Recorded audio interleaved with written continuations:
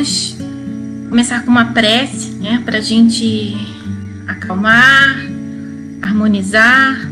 Então vamos elevar o nosso pensamento a Deus, nos unirmos agora, né, de corações unidos. Nós vamos agradecer a Deus por esse dia, por esse momento de estudo, né, por esse alimento, né, espiritual que é o estudo do Evangelho, e pedir a Ele que nos ampare, para que nós tenhamos um entendimento e tiremos o máximo de aproveitamento das lições de hoje. Que assim seja. Então vamos lá, meus amigos. Vou ligar aqui a minha cola. Que a paz de Jesus esteja em nossos corações. Eu começo com uma frase de Eurípides Barçanufo. Ele diz assim: convido todos a refletirem nas lições vivenciadas pelo Cristo no planeta Terra. Essa frase está numa mensagem intitulada Creia.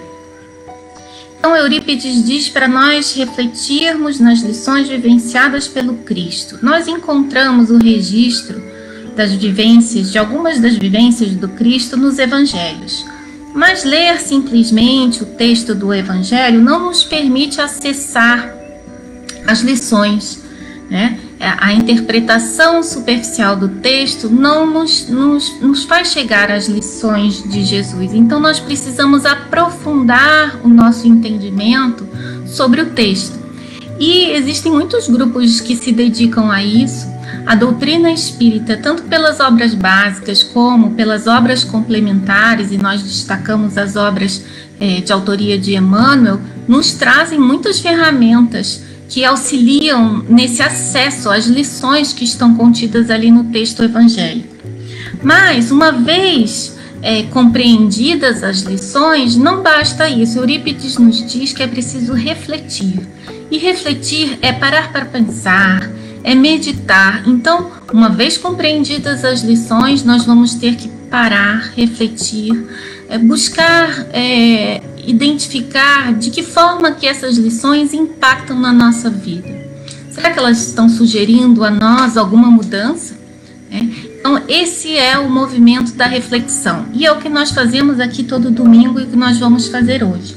Hoje nós vamos utilizar, para fazer a nossa reflexão, um fato ocorrido com Jesus e seus discípulos, que recebe o título nos evangelhos de Jesus caminha sobre as águas. Essa passagem está no Evangelho de Mateus, de Marcos e de João. Nós vamos acompanhar o texto que está no Evangelho de Mateus, no capítulo 14, versículos de 22 a 33.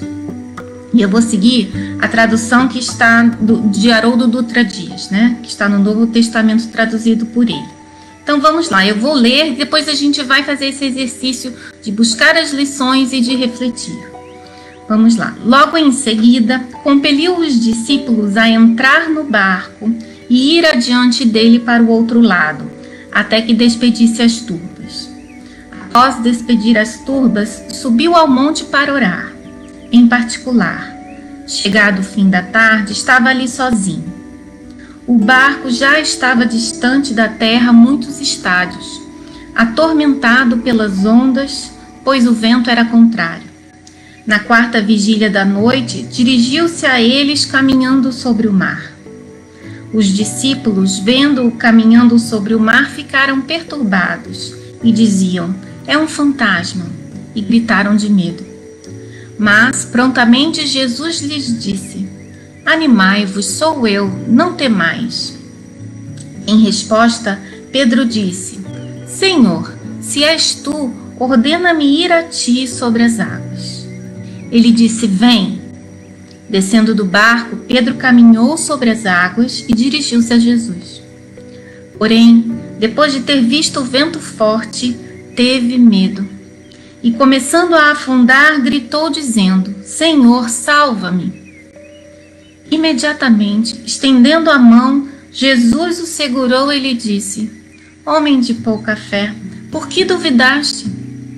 Ao subirem no barco, amainou o vento, E os que estavam no barco o reverenciaram, dizendo: verdadeiramente és filho de Deus. Então vamos voltar lá para o princípio da passagem.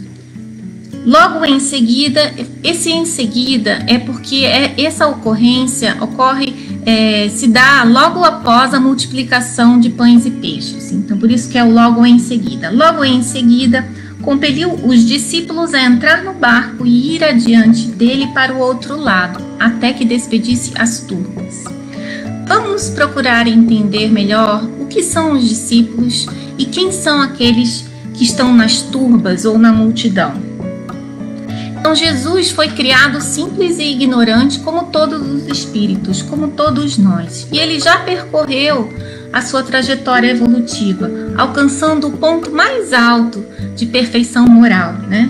Ele está ele é um espírito puro, né? Um espírito com amplo conhecimento, com os sentimentos mais purificados.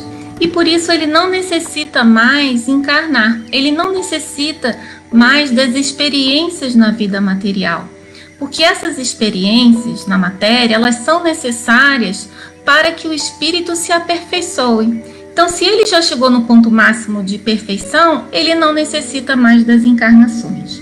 Mas ele pode encarnar, se ele tiver um propósito, e ele fez isso há 2000 anos atrás, com o propósito de nos ensinar. Quando os espíritos puros decidem encarnar, eles encarnam para auxiliar aqueles que estão no caminho. Foi o que Jesus fez há 2000 anos, encarna no planeta Terra, um planeta de provas e expiações, habitados por espíritos que estavam no princípio da sua jornada evolutiva, né? Espíritos imperfeitos, como nós. Ele encarna para indicar a eles o que eles precisariam fazer para alcançar esse ponto máximo que ele alcançou. Qual o caminho? O que precisaríamos fazer para seguir na nossa trajetória evolutiva de uma forma mais reta, né? Alcançar mais rapidamente esse ponto máximo que ele alcançou. Os discípulos e a multidão eram aqueles que acompanhavam Jesus, estavam ali junto dele, mas há uma diferença. Os discípulos são aqueles que compreenderam e sentiram a importância da mensagem de Jesus, a importância de viver de acordo com o roteiro que ele propunha, né? Eles estavam dispostos a mudar o seu modo de viver, alinhando a sua maneira de viver a esse novo roteiro. Então, as suas atitudes, as atitudes dos discípulos, refletem o ensinamento de Jesus. E a multidão? A multidão representa aqueles que seguiam Jesus, se encantavam com ele, se encantavam com as curas, né, com os fenômenos que eram produzidos, a multiplicação de pães e peixes, a transformação de água em vinho, né, se encantavam com aquilo. Mas eles não estavam dispostos a mudar a sua maneira de ser, né? Eles ainda estavam muito interessados na satisfação que a vida material lhes proporcionava e que muitas vezes lhes desviavam desse caminho, desse roteiro que Jesus estava propondo. Então, eles não estavam ainda dispostos a fazer uma modificação na sua vida e viver, assim como os discípulos, alinhados, né, naquele caminho que Jesus indicava. Então, ora eles estavam com Jesus, ora eles se afastavam, não é? No capítulo 18 do Evangelho segundo o Espiritismo, o título do capítulo é Muitos Chamados e Poucos Escolhidos. No item 16, Simeão diz assim, numa mensagem: basta dizer eu sou cristão para seguir o Cristo? Procurai os verdadeiros cristãos e os reconhecereis por suas obras. Obras aqui nós entendemos que são as nossas atitudes, né? Então nós vimos os discípulos nas suas atitudes refletiam a proposta de Jesus, os ensinamentos do Cristo. Aqui Simeão vai dizer que esses são os verdadeiros cristãos. E olhando para o título do capítulo, muitos chamados, poucos escolhidos, são também os discípulos os escolhidos. mas escolhidos porque eles estavam dispostos a mudar. A escolha parte do indivíduo, né? O indivíduo que se coloca disposto a mudar, disposto a realinhar o seu modo de viver, seguindo o roteiro proposto por Jesus. Então aqui nós precisamos parar e nos perguntar: nós estamos em que grupo? Nós somos do grupo dos discípulos? Nós estamos dispostos a mudar e realinhar o nosso modo de viver? Nossas atitudes refletem a proposta de Jesus ou nós estamos ainda no grupo da multidão? Aqueles que ainda não têm disposição para seguir os ensinamentos do Mestre. Esse é o nosso primeiro ponto para parar e pensar. Seguindo então, nesse mesmo versículo, nós vamos ver que Jesus dá uma determinação aos discípulos de entrarem no barco e seguirem adiante, enquanto a multidão é dispensada. Os discípulos necessitariam, pela orientação de Jesus, fazer uma travessia no mar da Galileia. Que travessia seria essa? Essa travessia é um momento de prova, né? Um momento em que ali, naquele momento, todo o aprendizado que os discípulos tinham tido até então seria testado. Um momento de aferição de valores. E vamos entender então o que é uma prova. Então, na escola, nós temos uma série de aulas, né? Os professores nos transmitem vários conteúdos e chega num momento em que é preciso aferir se nós aprendemos ou não. Então, nós fazemos uma prova. Para avançar na vida acadêmica, para passar de ano, para receber o certificado de conclusão do curso, nós precisamos fazer provas. E na nossa trajetória evolutiva também é assim.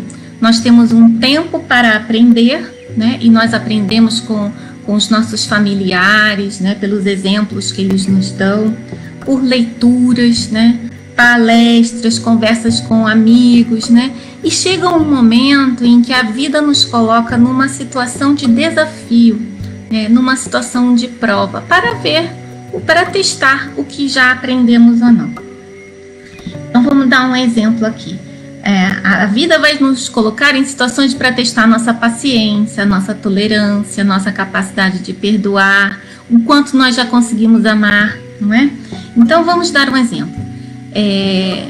Estamos no trabalho e vem trabalhar conosco uma pessoa que é inquieta, é agitada, e nós percebemos que ela está testando a nossa paciência, a nossa tolerância. E nós conseguimos ficar serenos ao lado dela. Nós conseguimos desempenhar as nossas funções lá do trabalho normalmente. Ela não nos afeta. Então nós percebemos que a vida nos colocou numa situação de teste de paciência, de tolerância, e nós tínhamos aquela conquista, nós já tínhamos desenvolvido aquele valor o suficiente para conviver com aquela pessoa. Num outro momento, um colega de trabalho faz algo que nos prejudica e nós não conseguimos compreender, nós não conseguimos suportar mais a convivência com aquele indivíduo, nós pensamos em pedir demissão, nós ficamos muito bravos com ele. Então, esse indivíduo que nos prejudicou, ele testou a nossa capacidade de compreender e perdoar, né? O quanto nós somos indulgentes, né? Então, nesse novo desafio que chegou para nós não conseguimos superar. E quando estamos atentos ao perceber isso, nós vamos entender que é preciso, então, fortalecer o nosso espírito, é preciso compreender mais sobre o perdão, para que num outro momento que virá, num outro momento de prova, de desafio, onde a nossa capacidade de perdoar será desafiada, nós tenhamos um melhor desempenho. Então, a vida segue assim, de prova em prova, sejamos bem-sucedidos ou não, nós vamos aprendendo, nós vamos nos aperfeiçoando e vamos seguindo na nossa trajetória evolutiva. Deixa eu ver se tem algum comentário aqui. né? Vamos seguindo. Então, voltando para o texto do Evangelho, após despedir as turbas, Jesus subiu ao monte para orar. Em particular, chegado o fim da tarde, estava ali sozinho. Jesus não entra no barco com os discípulos, né? Porque o mestre não pode fazer a prova com o aluno. Na escola é assim, né? O professor não faz a prova com a gente, porque a hora, o teste é para nós, né? Nós precisamos fazer por nossa conta própria, né? Então, da mesma forma, Jesus se afasta, porque é o momento de aferição de valores dos discípulos, né? Ivone do Amaral Pereira nos traz um exemplo muito interessante no livro Devassando o Invisível, no capítulo O Amigo Beletrista. Nessa história que Ivone conta, foi um fato que ocorreu com ela, um espírito, num determinado momento da vida dela, se aproxima querendo escrever uma história. E ele conta para ela a história, era um drama que ele havia vivido, e Ivone diz a ele, então, que ela iria consultar os mentores. Ia consultar os mentores para saber se ela poderia ou não atendê-lo. E os mentores dela ficam em silêncio, né? Não falam nada. Dr. Bezerra, Charles, não se manifestam. E ela se vê, então, no desafio de tomar uma decisão sozinha. E ela, então, não atende a esse espírito. Diz a ele que não seria possível atendê-lo, porque aquela história que ele queria escrever não tinha nenhum elemento educativo. E a sua mediunidade estava a serviço da educação do espírito. Ela acolhe o espírito, né, mas não atende na sua solicitação. Ele insiste, diz a ela que ela poderia ficar rica, que ele sabia que ela estava enfrentando uma situação financeira difícil e que ela poderia resolver essa situação se ela aceitasse escrever a história, que ela escreveria muitas histórias com ele e que ela não precisaria nem colocar o nome dele, que ela poderia botar como sendo a autoria dela.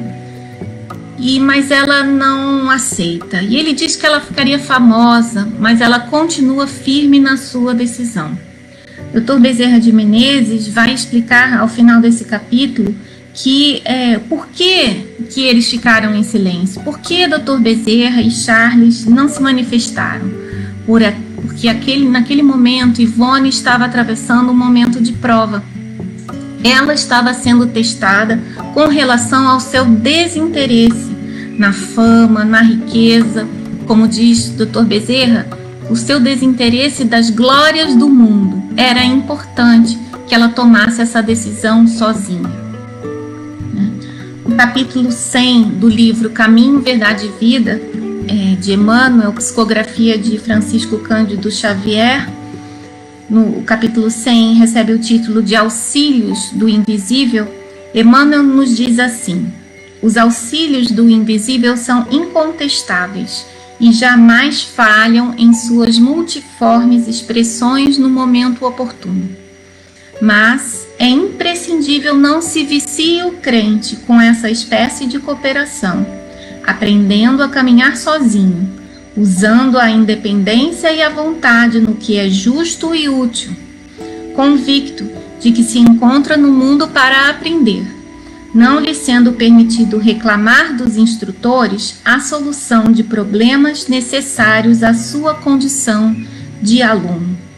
Então, meus amigos, nós somos alunos ainda, né? Nós precisamos das provas para avançarmos. E nós precisamos compreender que nesse momento nós teremos que tomar as nossas decisões, fazer as nossas escolhas. Por isso precisamos aproveitar o tempo de aprendizado, né? Aprender para que no momento de prova, no momento em que tivermos que fazer uma escolha sozinhos, nós possamos fazer as melhores escolhas e escolher de acordo com o caminho que Jesus nos indica. Muito bem, deixa eu ver aqui se há algum comentário. Acho que não, né? Tá tudo indo bem, então vamos seguir. Vamos seguir no texto. No versículo seguinte, o barco já estava distante da terra muitos estádios, né? Então já tinha caminhado muito, atormentado pelas ondas, pois o vento era contrário.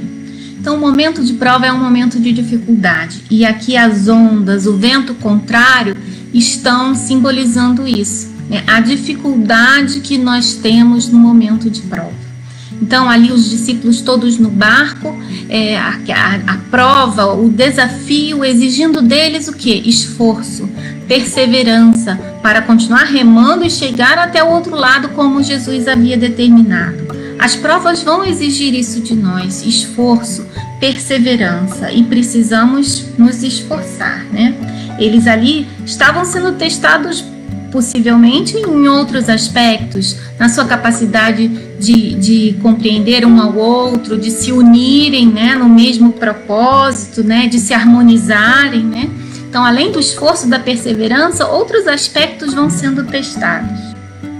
Seguindo no texto, na quarta vigília da noite, que é entre 4 e 6 horas da manhã, o finzinho da madrugada, né, chegando próximo ao amanhecer, Jesus dirigiu-se a eles caminhando sobre o mar.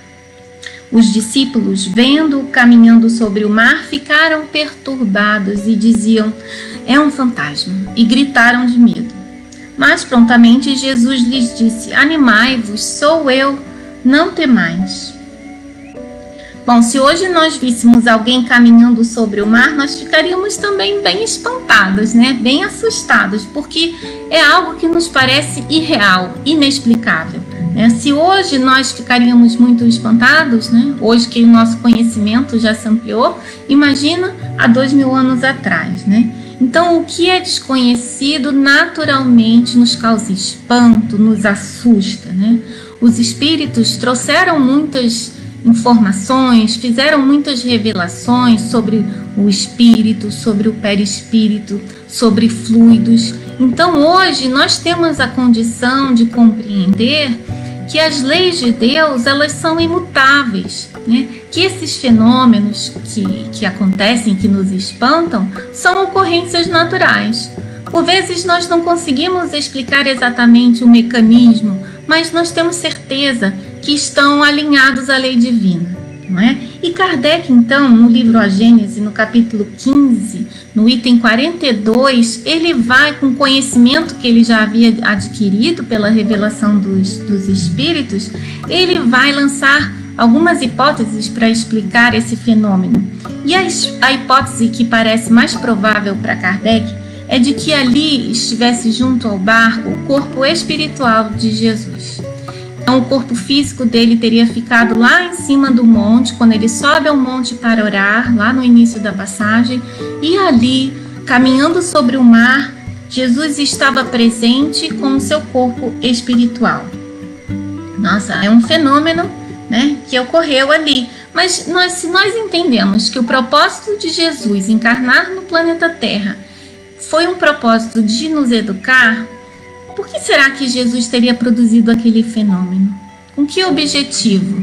Certamente não era um objetivo de assustar os discípulos, né? Ou de se enaltecer. Isso não condiz com a condição de pureza de Jesus, né? Esse não era o objetivo. O objetivo era trazer algum ensinamento. Então, nós temos que buscar qual o ensinamento.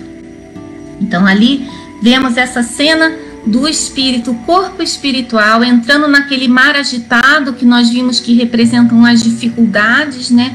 O espírito no mar agitado, diante das dificuldades, né? Conseguindo enfrentar essas dificuldades com mais leveza, deslizando sobre aquele mar agitado, aquele mar de dificuldades.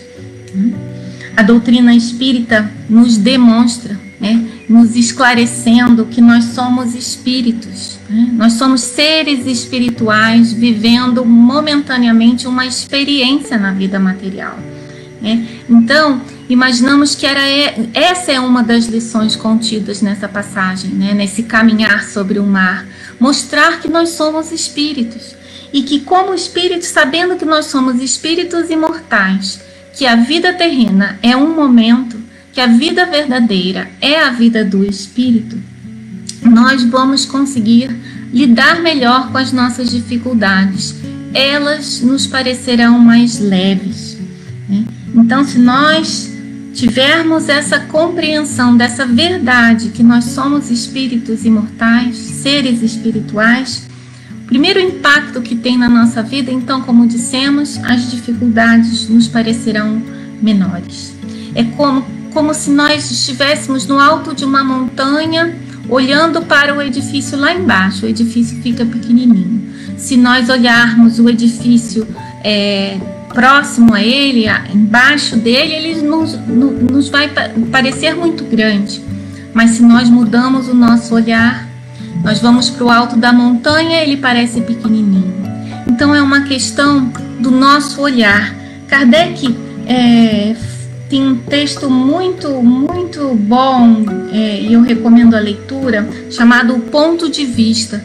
Está no capítulo 2 do Evangelho segundo o Espiritismo, é o item 5 desse capítulo, capítulo 2, e está também na Revista Espírita, de julho de 1862, onde Kardec vai fazer diversas considerações sobre essa mudança que há na nossa vida quando nós entendemos que nós somos espíritos imortais. Se nós estamos atravessando uma dificuldade e ela nos parece interminável, quando nós nos transportamos pelo pensamento para a vida eterna, nós vemos que nós temos a eternidade, que isso é apenas um momento, que isso vai se resolver, né? Então o nosso espírito se acalma, nós ganhamos a esperança, né? Que isso vai se resolver. E também que isso tem um objetivo. Nós vimos que o espírito precisa das vidas na matéria para aprender. Se nós entendemos que nós somos espíritos, nós então vamos procurar, diante daquela dificuldade, qual o aprendizado? O que essa dificuldade está querendo me ensinar? Então, é a segunda repercussão que nós temos ao nos compreendermos como espíritos. Precisamos aprender alguma coisa. Vamos buscar esse aprendizado. A Márcia Oliveira diz assim: por isso a importância de seguir as lições de Jesus para fazermos as melhores escolhas. O Evangelho deve ser o nosso roteiro diante do mar agitado em nossas vidas. Isso mesmo, Márcia, é exatamente isso. Então, ao nos enxergarmos como espíritos, as nossas dificuldades são redimensionadas, né? Elas se tornam, elas são encaradas como sendo dificuldades mais fáceis, nós ficamos mais fortalecidos diante delas, né? Nós vamos procurar o ensinamento que elas estão trazendo, o estímulo ao nosso aprendizado que elas estão nos trazendo.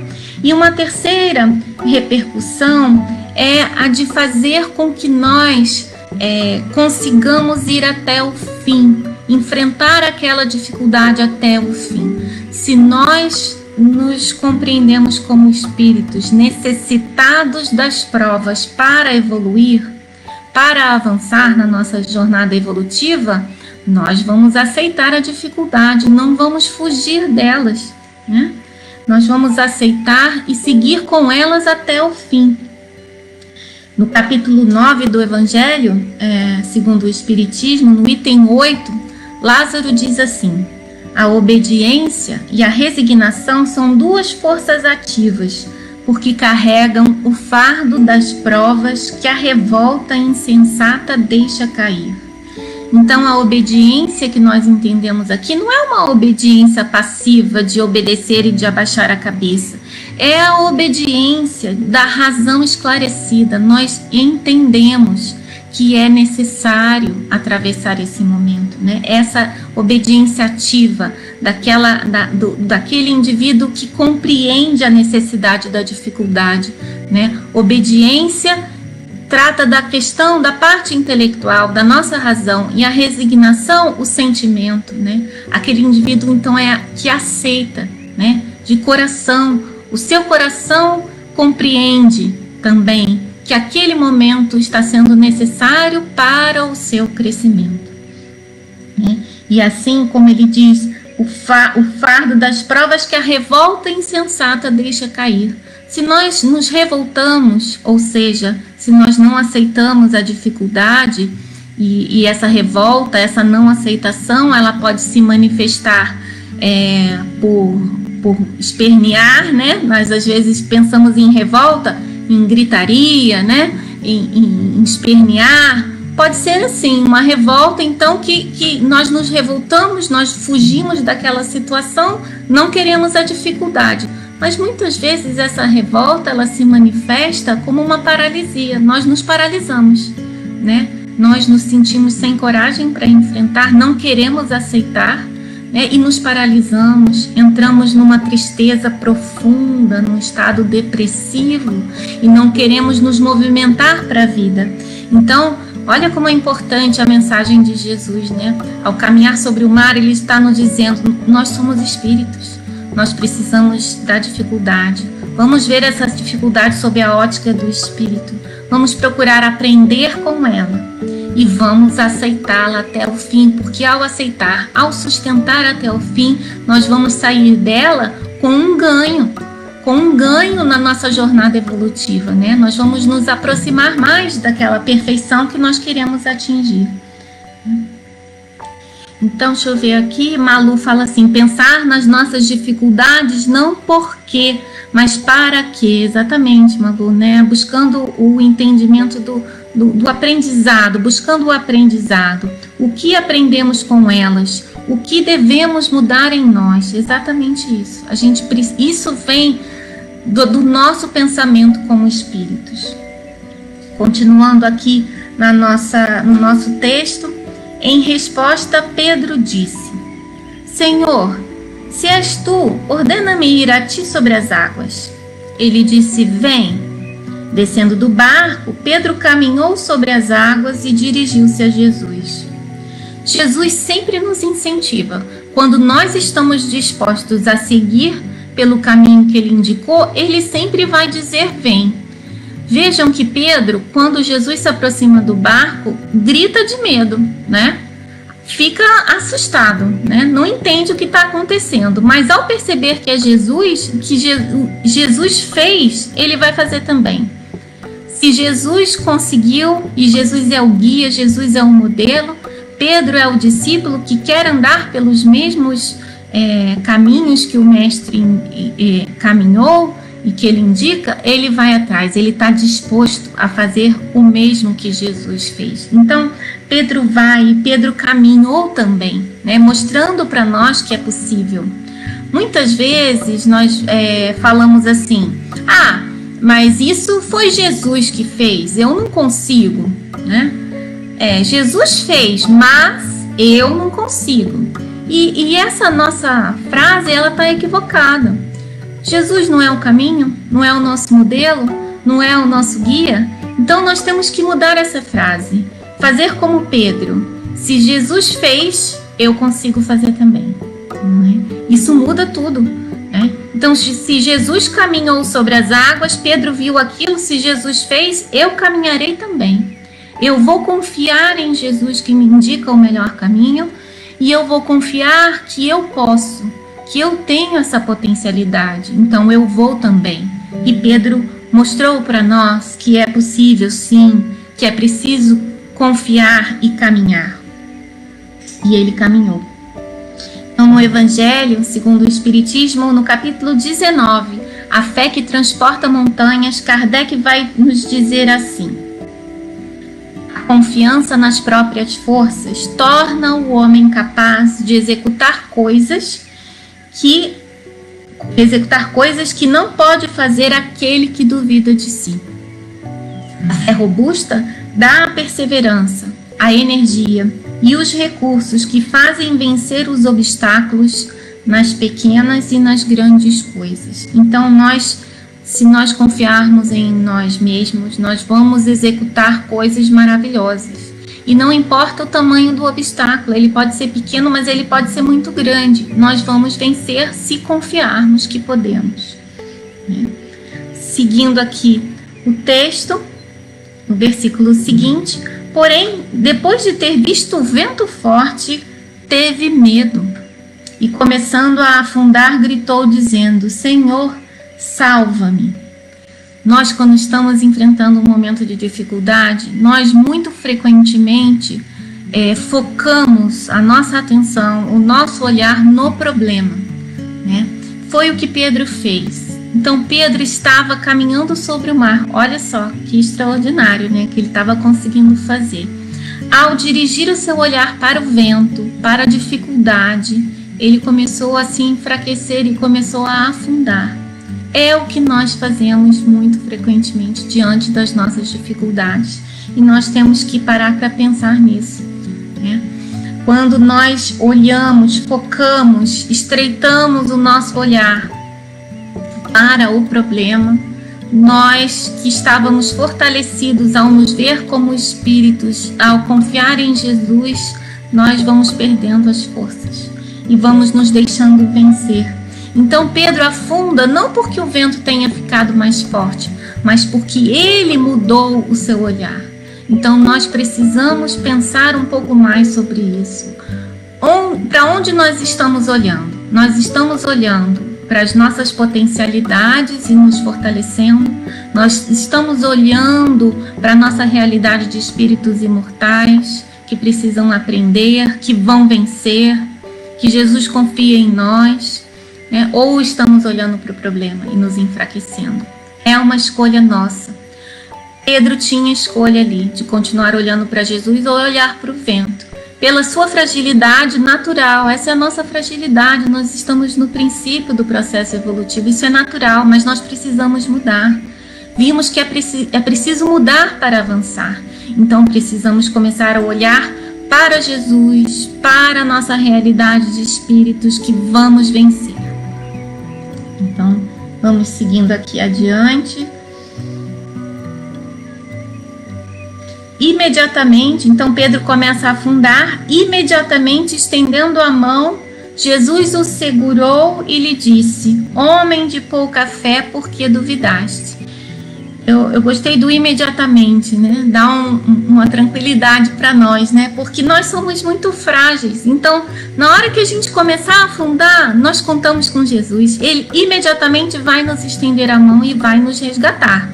Então isso dá muita segurança, né? Nós vamos, mas nós sabemos que Jesus está conosco e que se nós nos enfraquecermos, nós teremos a mão do Mestre para nos sustentar nas quedas, né? Então o auxílio é imediato, mas não, Jesus, como é um mestre e ele quer que a gente aprenda, ele não vai deixar de nos advertir. Ele vai falar: onde está a sua fé? Por que duvidaste? Ele pergunta para Pedro, né? E Emmanuel, no capítulo 40 do livro Caminho, Verdade e Vida, né? Psicografia de Francisco Cândido Xavier, o título do capítulo é Tempo de Confiança. Ele diz assim: na atualidade dolorosa, inúmeros companheiros invocam a cooperação direta do Cristo. E o socorro vem sempre, porque é infinita a misericórdia celestial. Mas, vencida a dificuldade, esperem a indagação: onde está a vossa fé? E outros obstáculos virão, até que o discípulo aprenda a dominar-se, a educar-se, a vencer serenamente com as lições recebidas. Então é isso, o mestre que nos sustenta na queda, nós não podemos duvidar disso, ele está sempre ao nosso lado, mas ele vai nos cobrar que nós, num outro momento, nós tenhamos mais confiança, né? Nós sigamos em frente, né? Para que ele quer nos ver lá com ele, né? Como espíritos puros, ele quer que nós avancemos, então ele vai nos perguntar isso.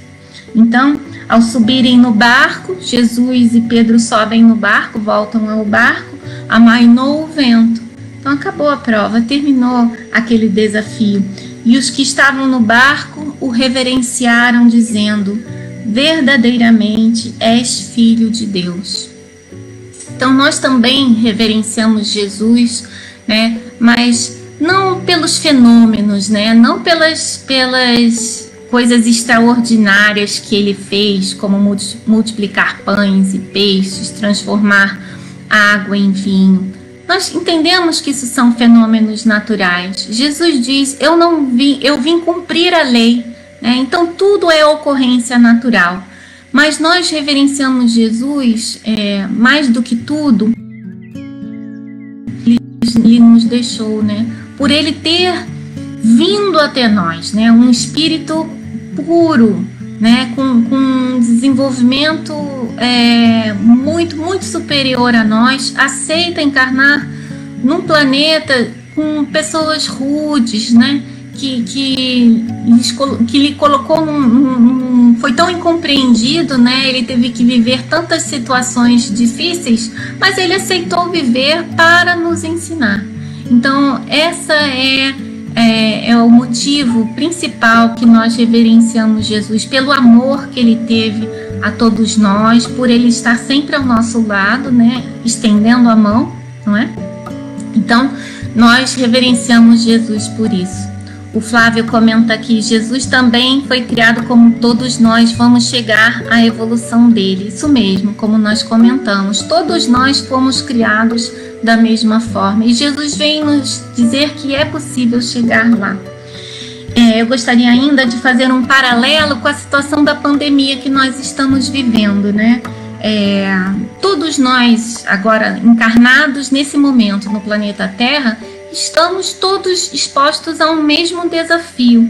Então é como se nós fôssemos aqueles discípulos que são compelidos, né? São pressionados a entrar num momento de desafio, que é o momento da pandemia, a entrar nesse barco, né? Então estamos entrando todos juntos num momento de prova, de desafio, e precisamos chegar ao outro lado, não é?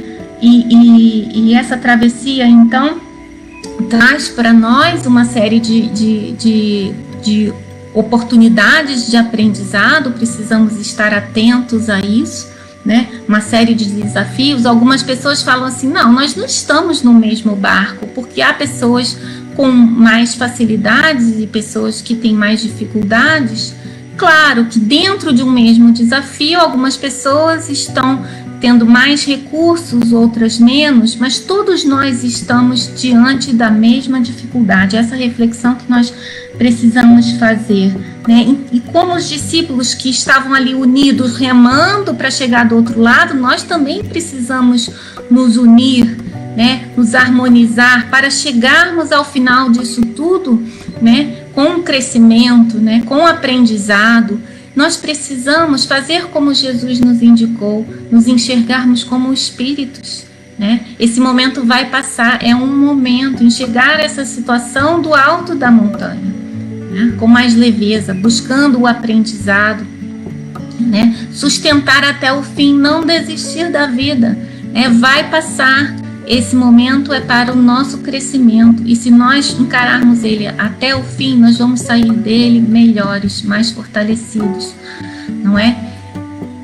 A lição também, essa passagem nos ensina que é preciso confiar em Deus, que não manda para o aluno uma prova antes do aluno ter sido preparado. Então Deus nos manda o desafio no momento em que nós temos condição de vencer. Então nós estamos encarando essa prova, nós temos recursos para vencer, precisamos confiar em Deus, confiar nisso, confiar em Jesus que está ali estendendo a mão. Então se um dia você está se sentindo enfraquecido, está sentindo que você está afundando como Pedro, né? Peça a Jesus o auxílio, Jesus estende a mão, tire o olhar do problema, olhe o olhar do Espírito que vai vencer. Vamos nos fortalecer, contamos com a mão estendida de Jesus e precisamos, sobretudo, confiar em nós mesmos, que nós vamos vencer. Então, eu achei assim muito significativo, né, essa semelhança de entrar no barco e seguir adiante. Somos nós todos nesse barco agora, tendo que enfrentar esse desafio, e certamente nós sairemos vencedores. Então, aqui a Carla diz, Jesus vai acalmar a tempestade. Sim, aquela tempestade acalmada parece muito com essa passagem, né? Traz também muitos elementos para a nossa reflexão. Bom, meus amigos, era isso que eu gostaria de trazer, né? Quantos ensinamentos, né? E há muitos mais, se nós formos aprofundando a nossa interpretação, cada palavra, cada versículo nos dá a possibilidade de avançar na nossa compreensão, tirar lições, e fazer as nossas reflexões. Era isso que eu tinha para hoje, para trazer aqui para vocês. A Andréia comenta aqui, quando esse momento passar, que possamos manter a fé viva e ativa. Sim, porque quando nós passamos por um desafio assim tão grande, nós vamos perceber que nós podemos, né? Nós vamos perceber o tamanho da nossa força, né? Precisamos nos convencer dela e vamos estar preparados para tantos outros, né? Para tantos outros. Quais mudanças ocorrerão em mim após a pandemia? Precisamos refletir o quanto temos aprendido. Estamos aproveitando para aprender ou estamos naquela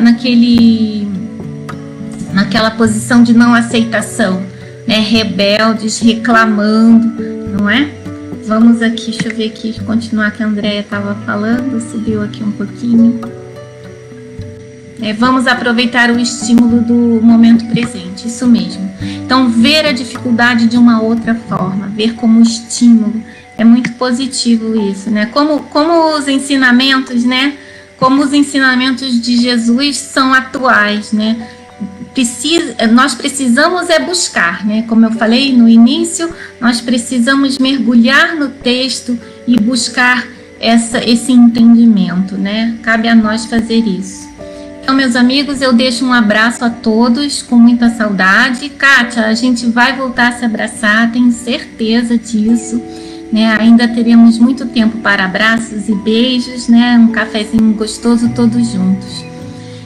Muito bem, o Décio fala que privilégio ter acesso à doutrina que nos possibilita ter um alicerce forte para enfrentarmos o desafio. Sim, nós agradecemos a Deus por termos a doutrina, né?